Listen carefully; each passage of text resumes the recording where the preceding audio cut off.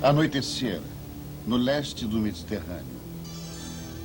As pessoas da ilha de Tira tinham sentido algo tão horrível, tão aterrorizante, tão cataclísmico. Eles se preparam para abandonar sua ilha natal.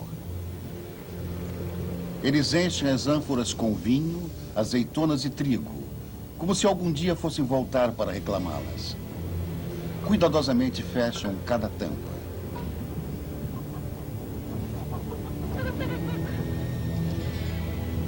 Mas seus bens mais preciosos, seu ouro e suas joias, eles levam consigo e correm para seus barcos.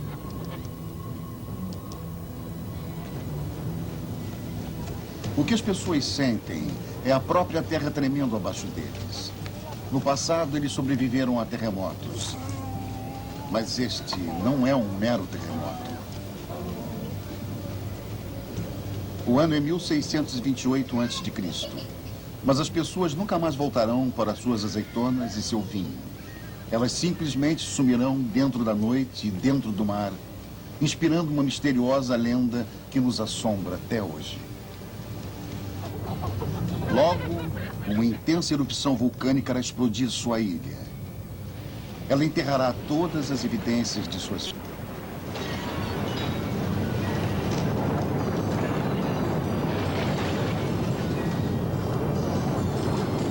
Mas as lembranças permanecerão, pegadas na poeira, esperando para serem descobertas.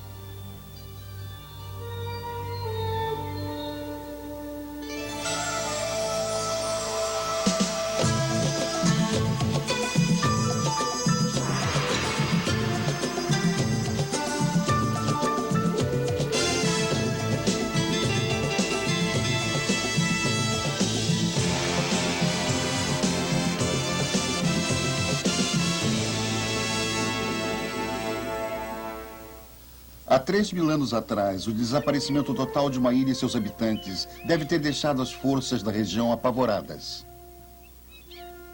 O paleontólogo Charles Pellegrino diz que os egípcios tinham conhecido Tira. Seus navios teriam viajado para o norte e onde tinha existido uma ilha montanhosa, eles não encontraram nada, apenas estes pedaços de terra em forma de costela. Quando os egípcios chegaram, encontraram esta enorme cratera. Um buraco de mais de 12 quilômetros de diâmetro fumegando. Eles não podiam acreditar que grande parte desse material tinha sido jogado para o céu, o que causava estes lindos ocasos que eles viam na época. Para eles, a ilha que estava aqui simplesmente tinha afundado e desaparecido. Nos séculos que viriam, uma grande lenda seria desenvolvida sobre uma utópica sociedade insular que desapareceu dentro do mar. Esta ilha se chama Atlântida. O filósofo grego Platão contava uma história que ele dizia ter vindo do Egito. Ela tinha sido trazida pelas mãos de um parente de um legislador ateniense chamado Solon. Solon conhecia um sacerdote egípcio que garantia que seus livros sagrados continham uma história impressionante sobre uma grande ilha que tinha desaparecido numa única noite. Solon dizia que tudo era verdade, não era ficção. Uma civilização altamente adiantada tinha se desenvolvido na ilha. Havia uma ilha chamada Atlântida, na qual uma grande e maravilhosa força crescia. As pessoas mantinham uma certa clareza de espírito e tratavam uns aos outros com sabedoria e paciência. Dizem que eles construíram uma cidade magnífica e tinham uma vida próspera e produtiva. Mas, de acordo com a lenda, eles se corromperam. E foi então que a tragédia aconteceu. Aqui ocorriam terremotos e enchentes violentas. E numa única noite de infortúnio, a ilha de Atlântida desapareceu nas profundezas do mar. Será que este mundo maravilhoso existiu mesmo? Poderia uma civilização desaparecer tão completamente? A lenda de Atlântida tem instigado a imaginação desde então.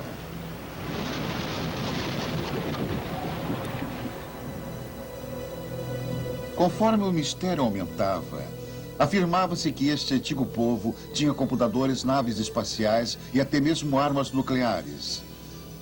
Atlântida tem sido encontrada em todos os lugares, desde a floresta tropical da Guatemala até as montanhas do Tibete. E, é claro, no fundo do Oceano Atlântico. Estudos mais profundos têm apontado para uma ilha grega conhecida no mundo antigo como Tira, um pequeno ponto no mar Egeu entre o Egito, a Grécia e a Ásia. Agora ela é somente um arco de rocha vulcânica que sobressai no mar. Mas será que Tira é a ilha perdida de Atlântida? Para termos a resposta, temos que viajar de volta no tempo até a época dos deuses e heróis. O que suas histórias revelam sobre Atlântida?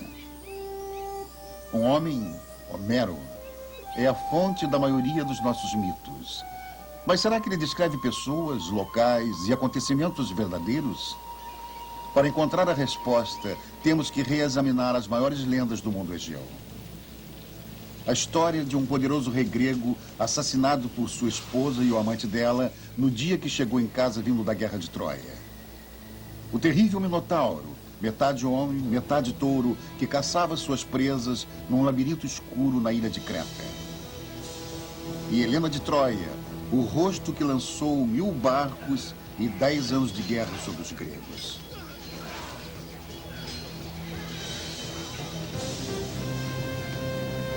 Nossa investigação nos leva de Tira, agora chamada de Santorini, para Troia, na Turquia, para Micenas, no oeste da Grécia e para a ilha de Creta. Mas ela começa com a dramática história sobre a Guerra de Troia. Ele fala de exércitos gregos invadindo Troia para tirar a bela Helena de seu amante troiano, Paris. Os homens batalharam até a morte, enquanto os deuses lutavam por seus favoritos nos dois lados. Durante 10 anos, os gregos foram incapazes de passar pelos portões de Troia. Finalmente, a batalha seria decidida não pelas armas, mas por um embuste. Fingindo aceitar a derrota e partir, os gregos deixaram para trás um enorme cavalo de madeira oco. Os troianos levaram presente para o interior da cidade, mas ele estava cheio de soldados. Durante séculos, antigas lendas turcas falaram de uma destruição em solo turco chamada Troia. Mas no século XIX, nada ao longo da costa sugeria que fosse o local da guerra épica de Homero. Porém, um homem acreditou naquelas lendas. Seu nome era Heinrich Schliemann. Ele era obcecado pela Troia de Homero desde criança e estava convencido que as histórias eram verdadeiras. Agarrado ao exemplar da Ilíada, gasto pelo uso, ele partiu para encontrar o local da Grande Guerra de Troia. O arqueólogo James Wright conta que Heinrich Schliemann decidiu que começaria as escavações em Troia no final de 1860 e conseguiu autorização das autoridades turcas para iniciar seu trabalho. Na verdade, ele não tinha nenhuma pista sobre arqueologia, de como era uma escavação. Mas ele estava seguindo as informações que lera na Ilíada e na Odisseia de Homero, que descreviam a topografia da planície e os rios ao redor. Homero escreveu sobre 2 rios perto de Troia. Um com um vapor que sobe, o outro frio como pedra. E assim Schliemann tirava os sapatos para testar as águas. Em 9 de abril de 1870, ele escolheu um lugar e colocou sua equipe para trabalhar. Nascido na Alemanha, Schliemann fez fortuna na América na corrida do ouro da Califórnia. Por um lado, ele era um amador que tendia ao exagero. Por outro, era um visionário com um discernimento que poucos arqueólogos profissionais poderiam se equiparar.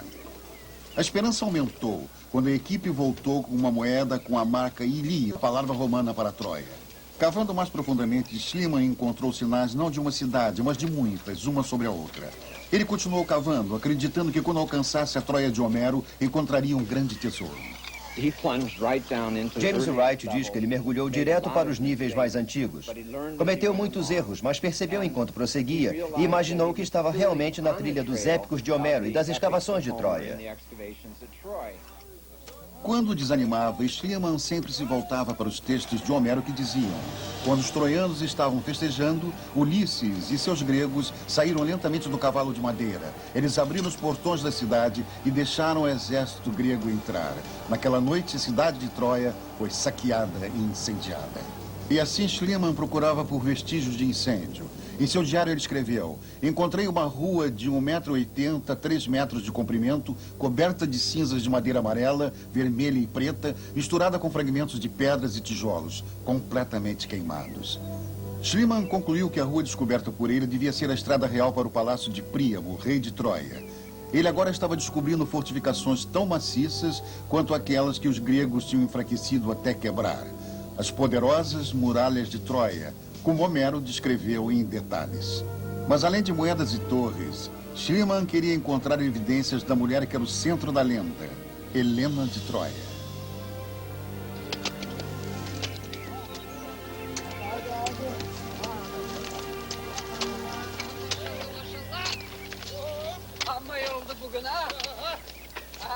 Ao longo da jornada, ele encontraria e se casaria com sua própria Helena, uma jovem grega que também adorava Homero e se dedicou à nova expedição do marido. Eles ficariam satisfeitos se encontrassem o tesouro real. Depois de anos de escavações, Schliemann já estava quase perdendo o ânimo. Então, um dia, seus olhos viram o brilho do metal numa parede. Ele dispensou os trabalhadores e raspou as rochas apenas com as mãos. Isso envolvia grande atenção e grande risco, já que a parede da fortificação, embaixo de onde ele tinha cavado, ameaçava cair sobre ele a qualquer momento. Mas a visão de tantos objetos, cada um deles de valor inestimável para a arqueologia, o fazia descuidado. A impressão era que os objetos estavam numa cômoda de madeira destinada por Homero como sendo do palácio de Príamo. Ele corajosamente anunciou que tinha descoberto o tesouro de Príamo. Da parede ele retirou vasos de prata, armas de cobre, 60 brincos de ouro, quase 9.000 anéis de ouro e fantásticas tiaras e colares. Foi um dos achados arqueológicos mais ricos do mundo.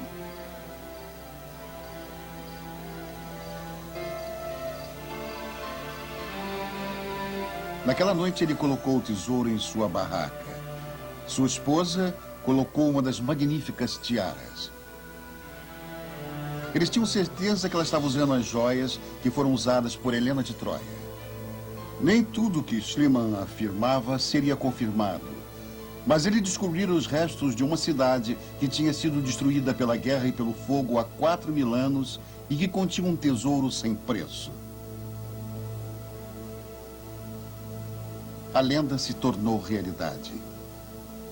Será que era um passo em direção a uma época em que a Atlântida teria existido? Troia com certeza existiu. Mas e sobre a outra grande cidadela de Homero, Micenas, e seu legendário rei, o poderoso Agamenon? Tendo finalmente derrotado os troianos, a viagem de volta para a casa do rei grego está registrada em antigos mitos. Ele esperava uma recepção de herói. Clitemnestra, sua esposa, tinha outros planos.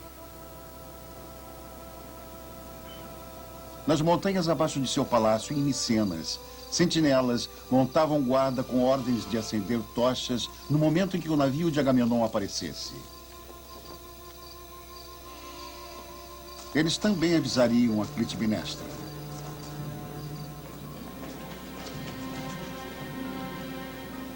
Nos 10 anos em que Agamenon esteve na guerra, Clitemnestra arranjou um amante. Juntos, eles conspiraram sua própria recepção para o herói. Uma grande celebração saudaria a volta de Agamenon. Mas quando a festa terminou, a rainha e seu amante foram, sem ninguém perceber, para o banheiro real.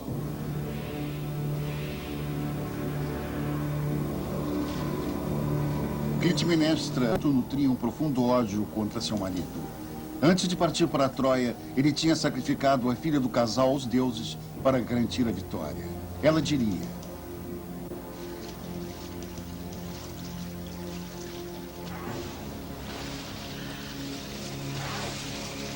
não foi uma atitude impensada, mas um ódio antigo.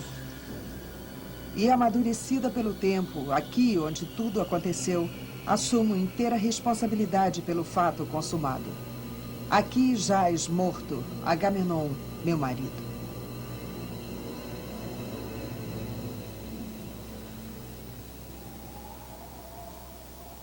No alto de uma colina em Micenas, estão as ruínas de uma antiga fortaleza. Schliemann concluiu que devia ser o grande palácio do rei Agamenon, com um magnífico portão guardado por enormes leões esculpidos. Olhe para esta cidadela de Micenas. Ela é, na verdade, o melhor exemplo em toda a Grécia do poder que essas pessoas tinham. A cidadela está localizada sobre esta imensa rocha e comanda a planície inteira. Entre as ruínas, Schliemann encontrou esqueletos enterrados numa estranha forma circular. Mas seu sonho era descobrir a sepultura do próprio Agamenon e o tesouro que ele tinha certeza estaria junto. Ele resolveu começar a cavar nesta área porque, em sua opinião, suas leituras informavam que ele encontraria em algum lugar dentro dessas paredes as sepulturas de pessoas como Agamenon. Ele desceu para as pedras onde estavam localizados os túmulos e estava ciente que estava entrando no material micênico. Ele encontrou 19 esqueletos reais completos, cercados pelo tesouro de ouro, grande o bastante para justificar a descrição de Homero de uma Micenas rica em ouro. Era um tesouro mais espetacular do que o encontrado por ele em Troia. E então ele fez a descoberta mais excitante de todas. Uma máscara de ouro moldada à semelhança do rosto que estava embaixo. Na opinião de Schliemann, a máscara só poderia ter pertencido a um homem. Ao registrar esta descoberta, ele escreveu: "Eu encarei o rosto de Agamenon."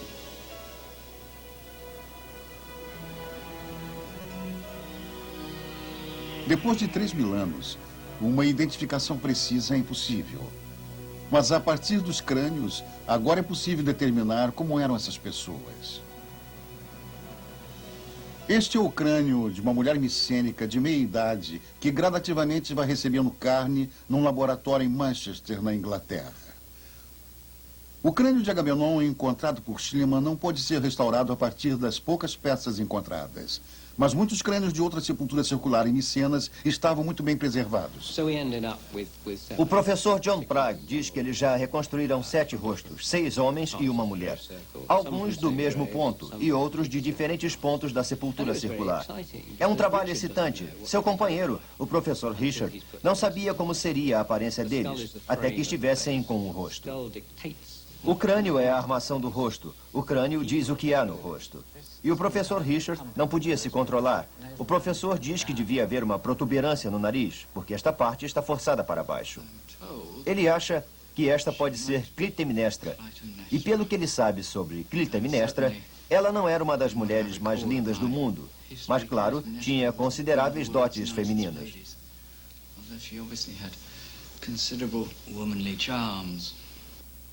Um retrato claro dos micenianos começa a aparecer.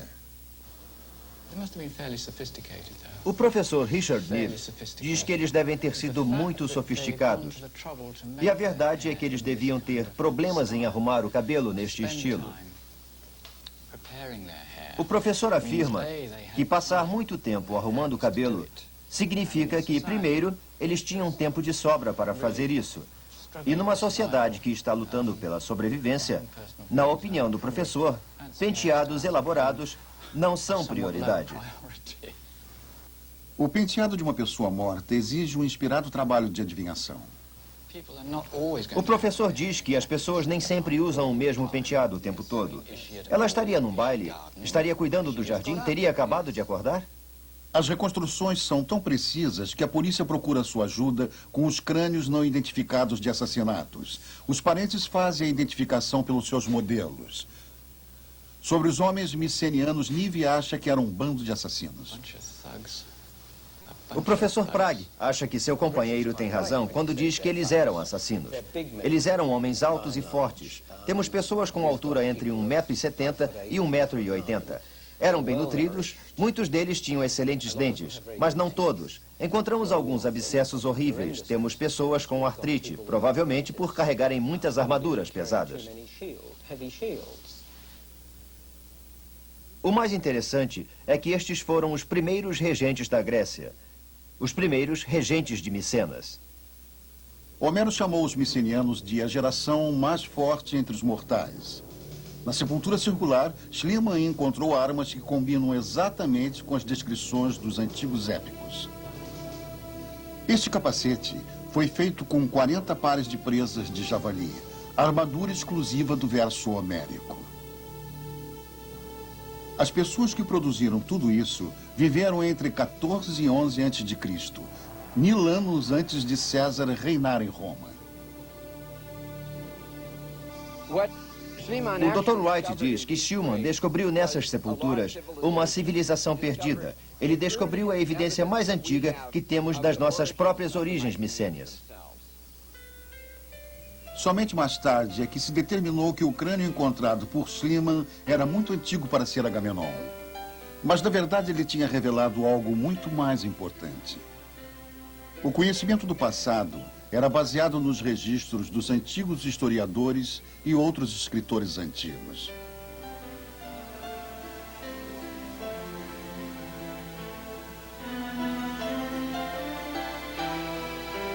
Mas agora evidências concretas mostram que estas antigas histórias tinham raízes em certezas e fatos.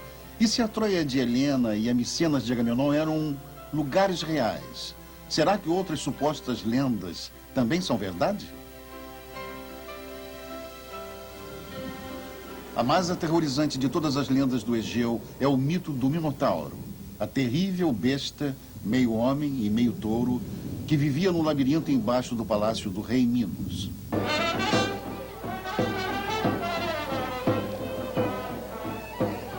Um eco daquela lenda ainda pode ser ouvido nos vilarejos da Grécia moderna.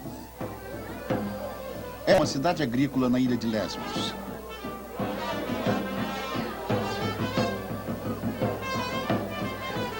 Todos os anos, o povo se veste com suas melhores roupas para um estranho ritual que combina crueldade com celebração.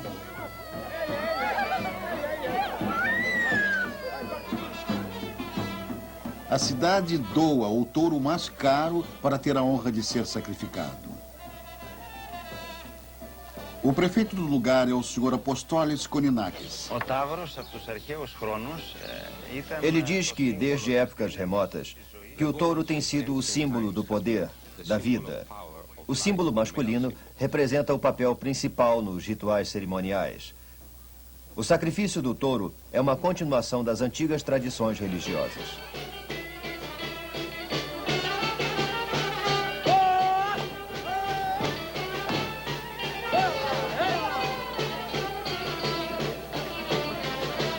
O Sr. Panayotis Kalogrelis é um recém-aposentado nova-iorquino. O Sr. Kalogrelis diz que matar um touro não é diferente do que ir a um matadouro e matar um animal. É a vontade de Deus. Tudo que eles fazem é a vontade de Deus. É uma tradição que herdamos de nossos antepassados, diz ele. Na tradição grega, o próprio Sr. Panayotis desfila com o touro. Para a ocasião, ele comprou no Texas uma roupa de vaqueiro por $300. E depois de colocar o chapéu, ele está pronto.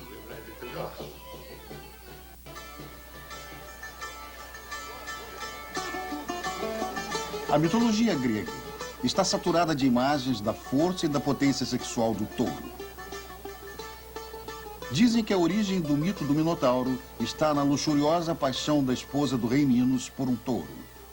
Enquanto os camponeses levam o touro para o local do ritual nas montanhas, uma herança de instintos primitivos profundamente enraizados está agindo.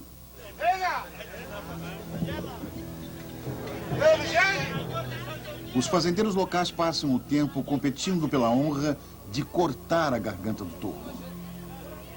Pouco antes de ficar sem sentidos, o touro parece que sente o que vai acontecer.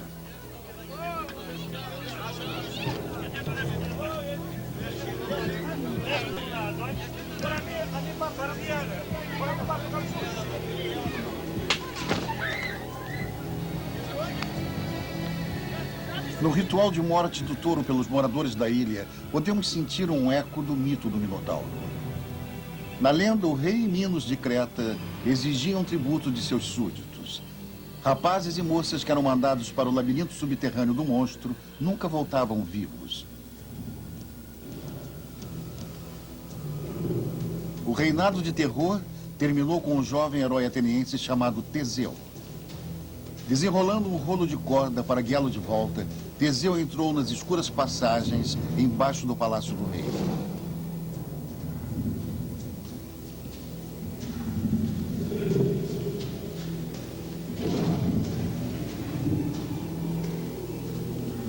Sua missão era mais do que sobreviver. De acordo com o mito, matando o Minotauro, Teseu não só se salvaria, como livraria seu povo do controle do rei Minos.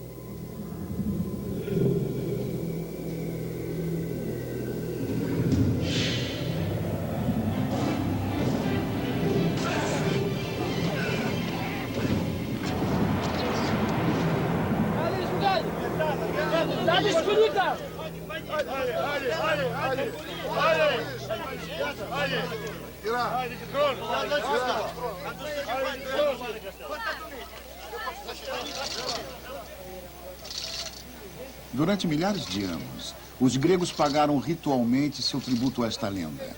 Mas foi somente neste século que as origens do mito foram reveladas. E por acaso.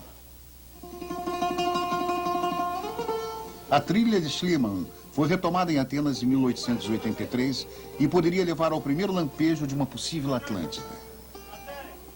Arthur Evans, um jovem historiador inglês rico e bem educado, estava visitando lojas de antiguidades. Intrigado pelas descobertas de Schliemann, ele queria saber se alguns selos de pedra encontrados por Schliemann não apontavam para uma civilização mais antiga pré-grega.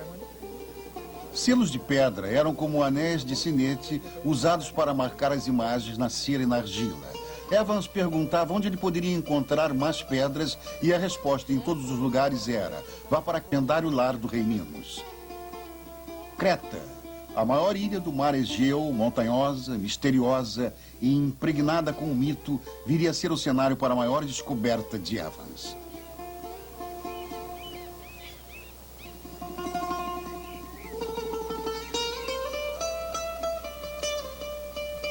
Enquanto percorria a ilha em busca de selos de pedra, ele encontrou uma sociedade que mudou muito pouco desde a época de Cristo. As mulheres locais chamavam os selos de pedra de pedras do leite e se recusavam a vendê-las para Evans, temendo que o leite secasse nos seios das mães. Lhe disseram que para encontrar as pedras, ele teria que ir a um lugar chamado Knossos, onde alguns diziam que havia um palácio embaixo da terra. Evans começou a escavar em Knossos e logo descobriu algo muito mais excitante que os selos de pedra. Ele descobriu um enorme palácio com centenas de passagens e um trono esculpido, com certeza o trono do legendário rei Minos.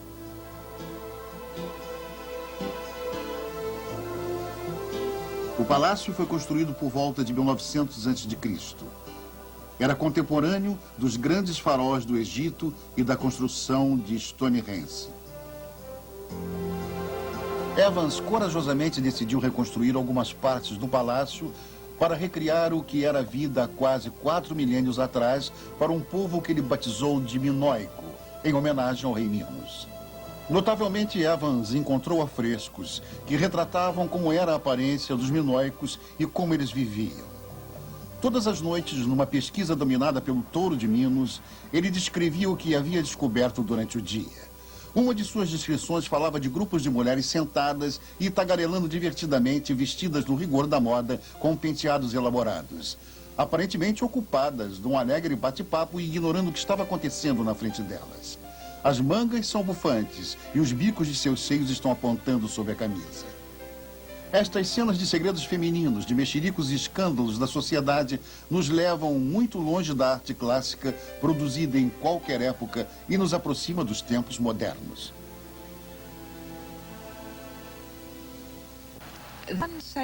A professora de arqueologia, a doutora Athanasia Canta, acha que os minoicos eram pessoas alegres. Eles riam e se divertiam, eles aproveitavam a vida. Bebiam muito vinho e enormes ânforas de argila cheias de vinho foram encontradas. As mulheres usavam vestidos longos com saias amplas e gostavam de expor os seios nas cerimônias religiosas e usavam apenas um colete aberto.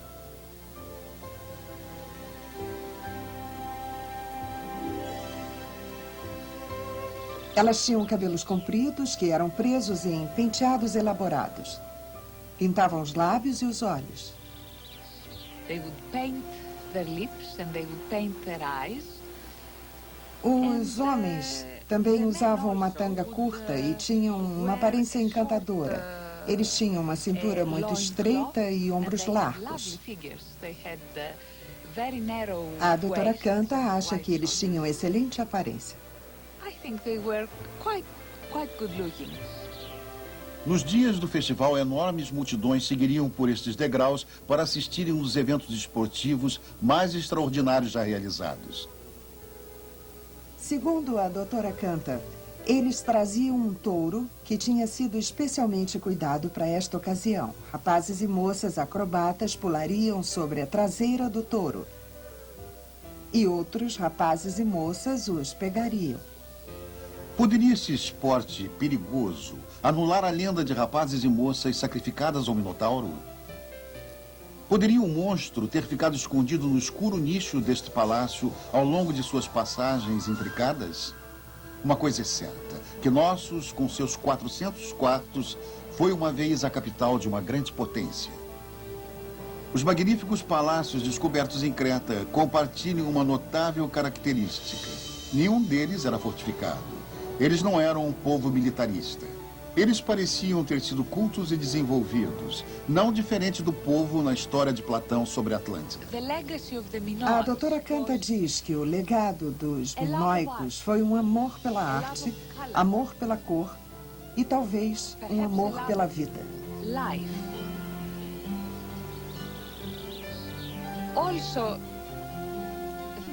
E também a lembrança de que na ilha de Creta, uma vez existiu uma civilização que era pacífica e que tinha grandes conhecimentos.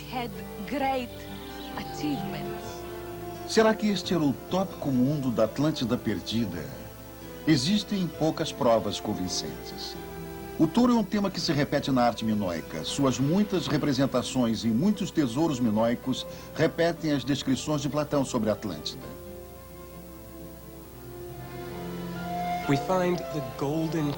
O Dr. Pellegrino diz que eles encontraram as taças douradas que Platão descreveu com a cerimônia do touro gravada na superfície. A associação daquelas taças, descritas por Platão, e os touros sendo imobilizados por nós e cordas, são algo totalmente exclusivo, distintamente minoico. Charles Pellegrino tem estudado a evidência arqueológica ligando os minoicos do Egeu e o povo da lenda de Atlântida de Platão. Ele diz que no início deste século, quando a civilização minoica começou a ser descoberta, os primeiros arqueólogos que entraram em cena procurando pelas pinturas das cerimônias do touro disseram: essa é a Atlântida da história de Platão. Mas ao contrário de Atlântida, Creta não desapareceu no mar numa única noite. Não muito longe de Knossos, bem no meio do mar Egeu, está a ilha de Santorini, hoje um conhecido ponto turístico. Suas casas estão empoleiradas numa área de rocha vulcânica. Esta é a ilha que um dia foi conhecida como Tira, a ilha destruída numa erupção devastadora 3.000 anos atrás. Quando aquela explosão aconteceu, o Império Minoico estava no auge. Será que aquela civilização poderia ter se estendido até Tira? Poderia ter sido esta a civilização que desapareceu numa única noite?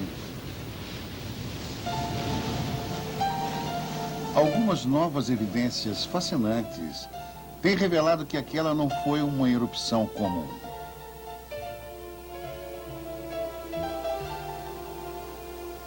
O desastre em Tira foi a maior explosão já vista pelo mundo. O Dr. Pellegrino diz que é só imaginar um conjunto de 150 bombas de hidrogênio no mesmo lugar com um intervalo de um soluço. Imediatamente depois da explosão, teríamos um buraco de quase 13 quilômetros de largura com 2 de profundidade. O Mediterrâneo inteiro tentou preencher aquele buraco rapidamente.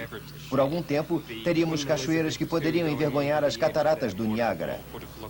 O Queen Elizabeth II, navegando na margem daquela cachoeira, pareceria um pequeno galho boiando. Foi uma explosão tremenda. Os seres humanos nunca viram nem ouviram nada como aquilo, nem antes nem depois. A erupção causou um macarel que alcançou quase 50 quilômetros para o interior das margens do Egeu. O Dr. Pellegrino diz que a onda deve ter alcançado uma altura de quase 250 metros. É como se uma onda chegasse à metade do Empire State Building. A própria explosão deve ter sido sentida em vários continentes. Teses científicas e antigos registros possibilitaram precisar o ano de 1628 a.C. como ano da explosão que lançou uma densa nuvem de cinzas no Mediterrâneo Oriental e no mundo todo. Durante 9 dias, ninguém conseguia ver o rosto de seus companheiros. O sol ficou encoberto e os homens não viam seu brilho nem mesmo por uma hora. Ninguém sabia quando era meio-dia. Nem uma sombra era visível. O sol do céu parecia a lua. Estas palavras de um escriba egípcio lembram as descrições bíblicas da escuridão que cobriu a terra. Há evidências do ano exato em que a nuvem de cinzas atingiu a China. Alguém descreveu que no 29º ano do rei Tié, o sol foi ofuscado, o gelo formado nas manhãs de verão e congelado no 6º mês. Intensas chuvas derrubaram construções e templos. A produção dos 5 cereais secaram e morreram. Existem até mesmo indicações de que a nuvem alcançou a América do Norte, transformando dia em noite, o verão em inverno. Na Califórnia, o centro de um pinheiro de 5.000 anos apresenta um anel de células escuras que datam do mesmo ano. Ele diz que quando voltamos a 1628 AC, encontramos cicatrizes congeladas nos pinheiros da Califórnia, cinzas de tira no rio Nilo que podem ser reconhecidas como uma impressão digital. A cobertura de gelo da Groenlândia, onde cada ano de neve é estabelecido, mais uma vez nos dá uma espécie de impressão de geleiras do tempo. Podemos cavar dentro de uma geleira e, num período de 7 anos de 1628 AC, o enxofre e a cinza podem seguir o passado até uma explosão de tira. A explosão de Tira foi tão grande que se transformou em folclore para os egípcios e foi passada para Platão como a história de Atlântida. Mas evidências muito mais fascinantes seriam reveladas em Tira. As ruínas de uma antiga cidade cobertas de cinzas atrairiam mais um brilhante detetive histórico para dentro da novela. Em 1967, Spirido Marinatus começou uma busca pelos restos minoicos sem ideia alguma do que poderia encontrar sobre a cinza vulcânica. Primeiro ele descobriu vestígios de paredes, depois uma rua inteira, depois dúzias de ânforas gigantes, muitas delas cheias de alguns produtos, como se esperassem a volta de seus proprietários. Não havia nenhum corpo, nenhum ouro, nenhuma joia. Mas o que Marinatus e sua equipe descobriu era muito mais impressionante. Com muito cuidado, eles começaram a descobrir afrescos fantásticos.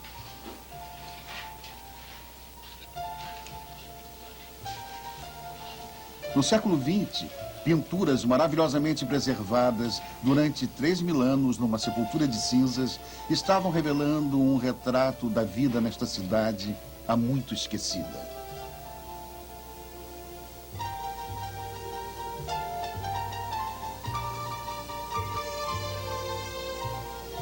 Muitos cômodos tinham afrescos em todas as paredes. Aqui, Marinatus encontrou uma elegante paisagem rochosa com graciosos lírios e andorinhas brincalhonas. Andorinhas que nunca mais voltaram para a ilha de Tira.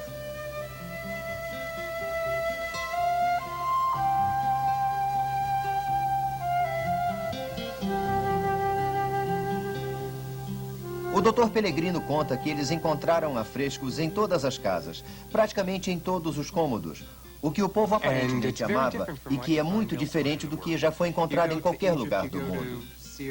No Egito e na Síria, o tema quase sempre é guerras e conquistas. E na ilha de Tira, o que encontramos são pinturas de mulheres colhendo açafrão, crianças que lutaram umas com as outras.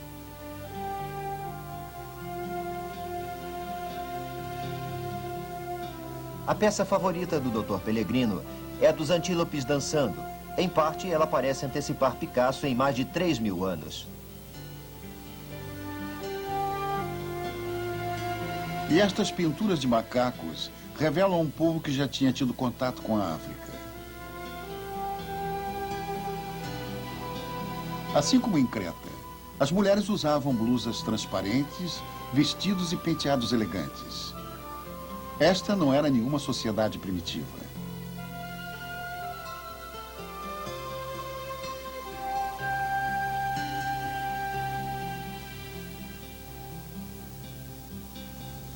Será que esta jovem com rabo de cavalo era do povo perdido de Atlântida? Havia crianças dormindo nestas camas naquela noite fatídica? Todas as evidências apontam Tira como uma próspera ilha, seus portos cheios de barcos.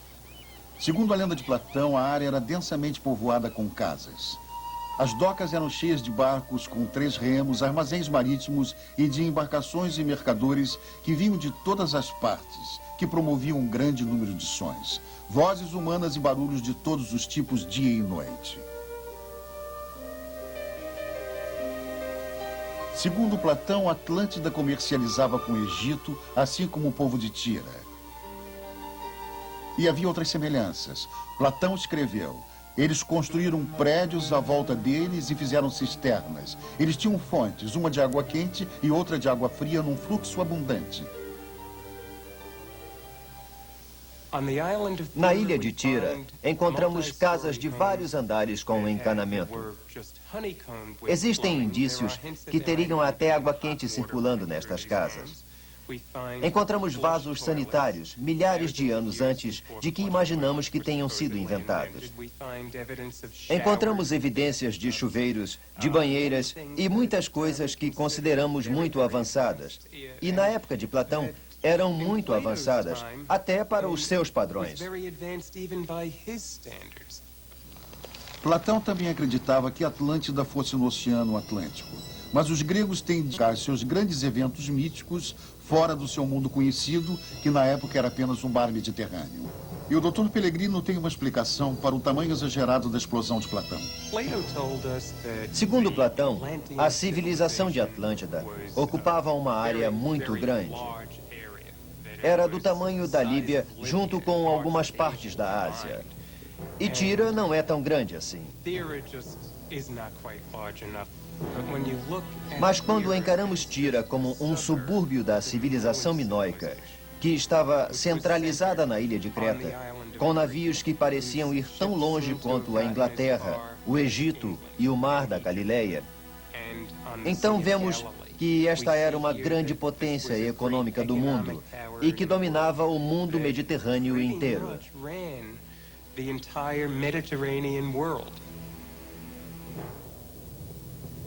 É como se a lenda de Atlântida fosse a história da civilização minoica. Quando o vulcão de Tira explodiu, ele teria destruído a marinha minoica em Creta, precipitando um lento e implacável declínio. A doutora Canta explica que a explosão em Tira produziu uma série de terremotos catastróficos que destruíram os palácios de Creta há cerca de 1450 anos antes de Cristo. O único palácio que sobreviveu foi o Palácio de Knossos. E por mais 50 anos, mais ou menos, Knossos continuou a ser um palácio próspero. Mas agora os micênios eram os chefes deste palácio.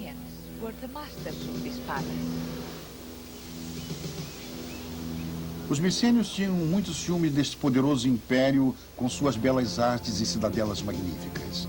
Como cada vez mais terremotos devastavam esta civilização um dia próspera, os micênios iam se instalando.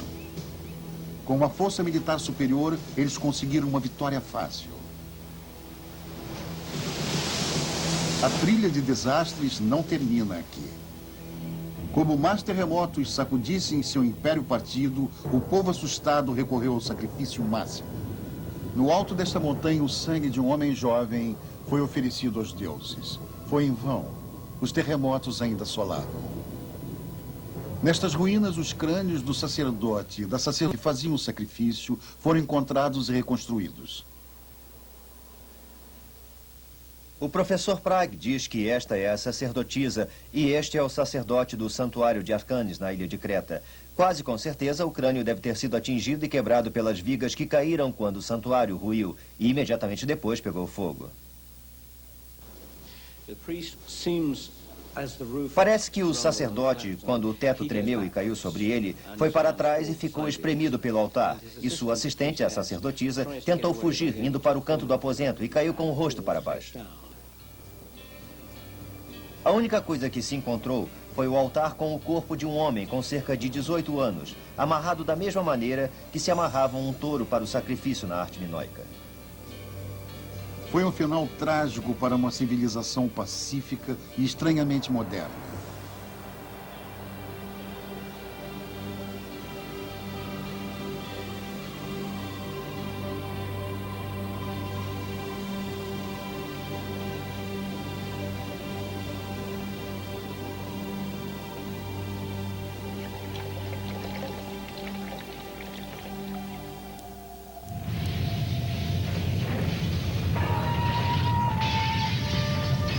A posição destes corpos, as vasilhas quebradas e o sangue derramado, o esqueleto de um homem adolescente amarrado para o abate, fornece um retrato cruel daqueles últimos dias terríveis.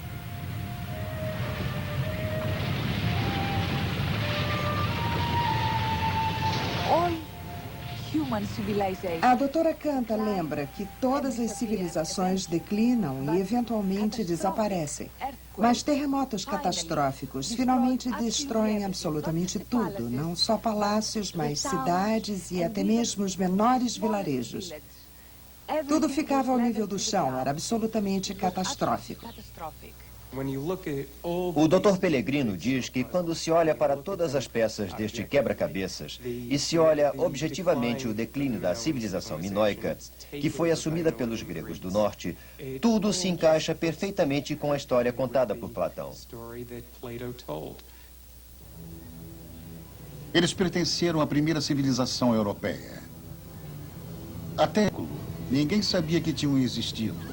Mas recentes revelações nos levaram de volta há mais de 3.000 anos para descobrir um povo pacífico e artístico, mas finalmente destruído.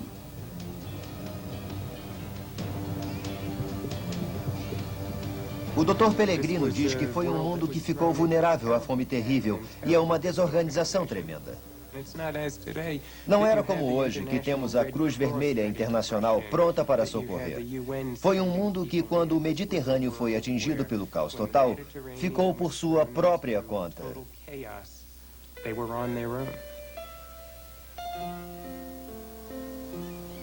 Lendas de uma utopia perdida sempre perseguiram as sombras da história.